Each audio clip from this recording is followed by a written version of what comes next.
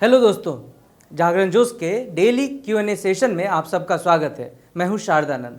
हम लोग इस डेली करंट अफेयर्स वीडियो में देखते हैं कि आज के दिन से क्या कुछ इंपॉर्टेंट करंट अफेयर्स हैं और इनसे क्या क्वेश्चंस बन सकते हैं, साथ ही उनके जवाबों और उनसे जुड़े फैक्ट्स को भी देखते हैं। तो आइए शुरू करते हैं आज के इस सेशन को। तो दोस्तों शुरू करते हैं आज के पहले सवाल के साथ। पहला सवाल है, निम्नलिखित में से किसे हाल ही में ऑस्ट्रेलिया का प्रधानमंत्री चुना गया? और सही जवाब है option C, Scott Morrison. Scott Morrison को हाल ही में जो आम चुनाव के वहाँ नतीजे आए हैं और लगभग 70% जो वहाँ के बैलेट पेपर्स थे उसके नतीजे सामने आने के बाद अब वो जो मेजॉरिटी है वहाँ के पार्लियामेंट से उससे कुछ ही सीटें जो हैं उनके कम है। तो अगर बाकी भी जो रेस्ट 70% का भी अगर वो कैलकुलेशन हो जाता है तो ऐसा लग रहा है कि आसानी से जो है इनको जो है मेजॉरिटी वहाँ पे मिल जाएगी। हालांकि आपको बता दूं, जब वहाँ के एग्जिट पोल जो आए थे उन्होंने स्कॉट मॉरिसन के बिल्कुल ही खिलाफ वहाँ का नतीजा बताया था और इसे बताया था कि एक बहुत ही बड़ी हार होने वाली है अभी के प्रधानमंत्री के लिए। लेकिन सारे एग्जिट पोल को गलत बताते हुए इनकी जो है शानदार वापसी हुई है ऑस्ट्रेलिया में और लगातार इस बार भी वो जो है प्रधानमंत्री वहाँ के बनेंगे। आपको बता दूं, अभी हाल ही में भारत में भी जो आम चुनाव अभी हुए हैं उसका एग्जिट पोल जो है 19 तारीख को आया था और उसमें आप सब ने रिजल्ट को देखा ही होगा। तो एग्जिट पोल कितना सही कितना गलत ये तो एक आर्ग्यूमेंट का अलग ही विषय है, लेकिन कभी बहुत सटीक होती है, कभी बहुत गलत भी होते हैं। लेकिन बात करेंगे स्कॉट मॉरिसन की। अब अगर ये ऑस्ट्रेलिया के पीएम फिर से बनेंगे तो क्या होगा, समझिए बहुत ही बड़ा इसका इम्पैक्ट होने वाला है। इंपॉर्टेंट है। पहला, अमेरिका का जो एक चाइना के अगेंस्ट जो एक पॉलिसी है उसको सपोर्ट करने वाला जो एक बड़े कंट्री के रूप में जाना जाता है ऑस्ट्रेलिया, यानी फिर से अमेरिका चाहेगा कि चीन को कर्टेल करने के लिए ऑस्ट्रेलिया उसका साथ दे और उसमें स्कॉट मॉरिसन बहुत ही बड़ा एक भूमिका निभा सकते हैं, क्योंकि वो हमेशा से एक अमेरिका के रिलेटेड पॉलिसी पे ही जो है ऑस्ट्रेलिया वो चलते आए, क्योंकि ये एक सेंटर राइट थॉट के जो है ये नेता है। इसलिए इनका एक और जो पॉलिटिकल एक बहुत ही बड़ा इन्होंने एक बात कही थी, ये जो था कि कार्बन एमिशन को लेके जो हाई टारगेट था उसको ये बहुत ज़्यादा हाई नहीं करने वाले, क्योंकि इनका मानना है इससे हमारा डेवलपमेंट रुकेगा और इसीलिए इस टारगेट को बहुत ज़्यादा नहीं बढ़ाने वाले हैं। और इसके साथ ही उन्होंने एक और वहाँ पे प्रॉमिस किया था टैक्स रिडक्शन का। तो ये सारी चीज़ें वहाँ पे होने वाली है इनके आने के बाद। बढ़ेंगे आज के अगले सवाल पर। हाल ही में किस देश ने संविधान संशोधन करते हुए सिखों को धार्मिक और सांस्कृतिक कार्यक्रमों में कृपाण ले जाने की अनुमति प्रदान की है? और सही जवाब है ऑप्शन डी, इंग्लैंड।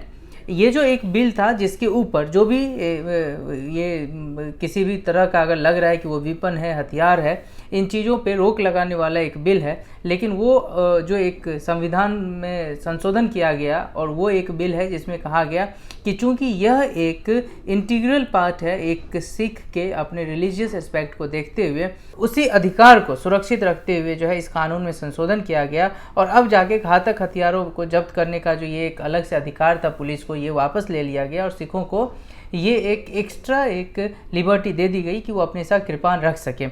अगर सिखों के कृपाण की बात करें तो 1699 ईस्वी में गुरु गोविंद सिंह ने यह एक अपनी बात बताई थी कि एक धार्मिक सिख, जो भी रिलीजियस सिख हैं, जो प्रैक्टिसिंग सिख हैं, उनको 5 क या के को हमेशा अपने साथ रखनी चाहिए, जिसमें कृपाण एक है। अगर बाकी के 4 देखें तो उसमें है केश, कंघा, कारा जो हाथ में पहनते हैं और कचेरा एक सूती अंडरवेयर होता है। तो वो चीज़ें, ये 5 चीज़ें जो है उनके जो है पहनने आवश्यक थे। तो इसीलिए चूंकि ये उनका एक रिलीजियस एक बहुत ही बड़ी बात थी, तो अब इंग्लैंड ने भी अपना एक संशोधन कर दिया इसके लिए। और अब आज का अगला सवाल। हाल ही में किस राज्य ने उजाला क्लिनिक कार्यक्रम को सुधार के साथ लागू करने की घोषणा की? और सही जवाब है ऑप्शन सी, राजस्थान। राजस्थान के मुख्यमंत्री अशोक गहलोत ने और उनकी सरकार ने सभी जिलों में राष्ट्रीय किशोर स्वास्थ्य केंद्र उजाला क्लिनिक, जो कि किशोर हितैषी स्वास्थ्य क्लिनिक है, उसके सुधार को लागू करने का फैसला किया है। इस योजना को लागू करने के लिए राजस्थान सरकार ने संयुक्त राष्ट्र जनसंख्या कोष के साथ समझौता किया और इसके तहत किशोरावस्था की समस्याओं पर जागरूकता एवं उपचार उपलब्ध कराया जाएगा। तो ये एक उजाला क्लिनिक है जिसको फिर से चालू किया गया है राजस्थान में। तो आपके आरपीएससी के लिए ये इम्पॉर्टेंट है। और किसके साथ यहाँ पे टाई अप किया गया है? यूएन पॉपुलेशन फंड के साथ। तो ये भी आपके लिए इम्पॉर्टेंट है, ध्यान पे रखना है। अगला सवाल। अमेरिका में निम्नलिखित में से किसे हाल ही में JFK profile in courage award से सम्मानित किया गया? और सही जवाब है ऑप्शन ए, नैन्सी पेलोसी। ये नैन्सी पेलोसी कौन है? ये हैं हाउस ऑफ रिप्रेजेंटेटिव की स्पीकर। इसके बारे में मैंने आपको बताया था, जनवरी 2009 में ये वहाँ निर्वाचित हुई थी और इसके बारे में वीडियो में बहुत डिटेल में बताया गया था। और इनको जो पुरस्कार मिला है अपने एक साहस के लिए, क्योंकि ये जो अवार्ड है वो साहस के लिए ही दिया जाता है। तो प्रोफाइल इन करेज अवार्ड है JFK का, और वो अभी पार्टी हित से ऐसा माना गया क्योंकि पार्टी में तो डोनाल्ड ट्रंप और ये जो नैन्सी पेलोसी हैं ये अपोजिट पार्टी के लीडर हैं, लेकिन इस सब से ऊपर उठ के ये फैसला लिया गया। ये जो JFK profile in courage award है इसे 1989 से दिया जा रहा है। ये वहाँ के जो प्रेसिडेंट थे JF कैनेडी, उनके एक फेमस बुक है प्रोफाइल इन करेज। ये जो एक बुक है प्रोफाइल इन करेज, और जिसमें उन्होंने एक साहस का वर्णन किया है। अब उसी बुक के साहस को देखते हुए और उसको मिलाते हुए फिर ये प्रोफाइल इन करेज अवार्ड जो दिया जाता है हर साल, और इस साल नैन्सी पेलोसी को दिया गया। अगला सवाल, हाल ही में भारत और किस देश के बीच सिम्बैक्स 2019 युद्ध अभ्यास शुरू हुआ? और सही जवाब है ऑप्शन ए, सिंगापुर। इसका जो आयोजन है वो 16 मई से 22 मई 2019 के बीच किया जा रहा है, जिसमें भारतीय नौसेना के जहाज कोलकाता, INS कोलकाता और शक्ति के अतिरिक्त लंबी दूरी के सामुद्रिक निगरानी विमान सिम्बैक्स 19 में हिस्सा ले रहे हैं। इसका उद्देश्य है RSN और INA के बीच अंतःक्रियाशीलता बढ़ाना और साथ ही समुद्री सुरक्षा संचालन के लिए सामान्य समझ और प्रक्रियाओं को विकसित करना। इन दोनों के बीच जो द्विपक्षीय सहयोग जो सिंगापुर और भारत के बीच हुआ था वो पहली बार तब हुआ था जब RSN जहाज़ों ने साल 1994 में भारतीय नौसेना के साथ प्रशिक्षण शुरू किया था। और अब आज का अगला सवाल, कलमकारी किस राज्य में प्रचलित एक हस्तकला है? और सही जवाब है ऑप्शन सी, आंध्र प्रदेश। बहुत ही ये इम्पॉर्टेंट सवाल है, UPSC हो या फिर PCS हो, कोई भी, चाहे वो कोई वनडे एग्जाम हो, ये क्वेश्चन बहुत सारे एग्जाम में पूछे गए हैं कि कलमकारी किस राज्य की प्रचलित एक हस्तकला है। याद रखना है आंध्र प्रदेश। क्या होता है इसमें जो है हाथों से जो है इसमें एक कला है जो कि सूते कपड़े पे चित्रकारी की जाती है। यह जो चित्रकला है आमतौर पर एक तेज नुकीले छेद वाली बांस की कलम का उपयोग करते हैं और उससे उन कपड़ों पर उसे चित्रकला की जाती है। बांस की कलम कपड़े पर रंग के प्रवाह को नियंत्रित करती है। इसकी उत्पत्ति दो फारसी शब्द कलम और कारी से हुई। कलम मतलब पेन आपका जिससे लिखते हैं, और कारी ये एक कला है, कारी कला या शिल्प कौशल स्किल्स से होता है, तो इसीलिए नाम है इसका कलमकारी। भारत में इसके दो रूप विकसित हुए हैं और ये दो रूप है मछलीपट्टनम कलमकारी और श्रीकालाहस्ती कलमकारी। अगर आप पहले रिलीजियस टेक्स्ट में देखेंगे तो रामायण और महाभारत में भी इसका कहीं कहीं पे उल्लेख मिलता है कलमकारी का। और अब आज का अगला सवाल, हाल ही में इनमें से किस सशस्त्र बल ने PUBG को बैन कर दिया? और सही जवाब है ऑप्शन बी, CRPF।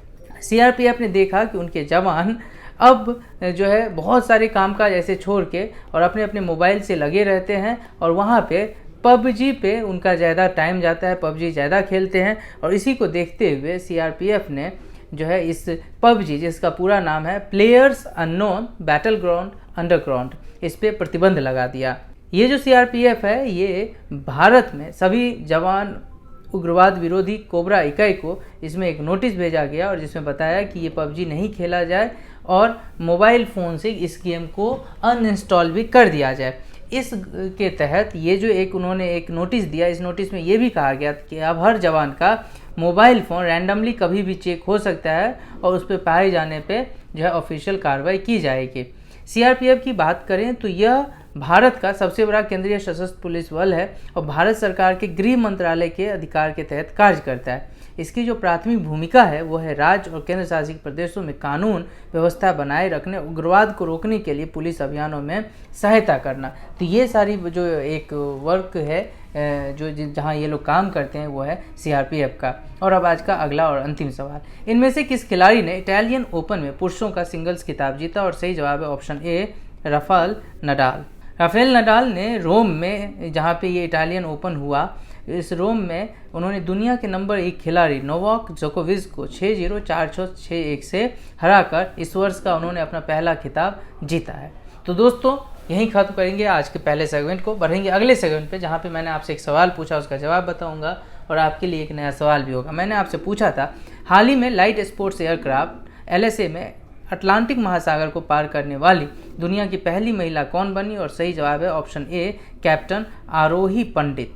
और अब एक सवाल आपके लिए, जिसका जवाब आपको हमें कमेंट बॉक्स में लिख के देना है। भारत में आतंकवाद विरोधी दिवस कब मनाया जाता है? आप अपने जवाब हमारे कमेंट बॉक्स में लिख के दें। ये वीडियो आपको कैसा लगा, अपना फीडबैक हमारे साथ ज़रूर शेयर करें। अच्छा लगा तो अधिक से अधिक आप लोग इसे लाइक करें, शेयर करें, दोस्तों में बताएं, चैनल को सब्सक्राइब ज़रूर करें अगर अब तक आपने नहीं किया है। और आप हमारे साथ करंट अफेयर से जुड़े रह सकते हैं। सिर्फ एक काम करना है, आपको जागरण जोश करंट अफेयर्स ऐप जो है अपने मोबाइल में डाउनलोड करना है और आप देखते रहें जागरणजोश.com।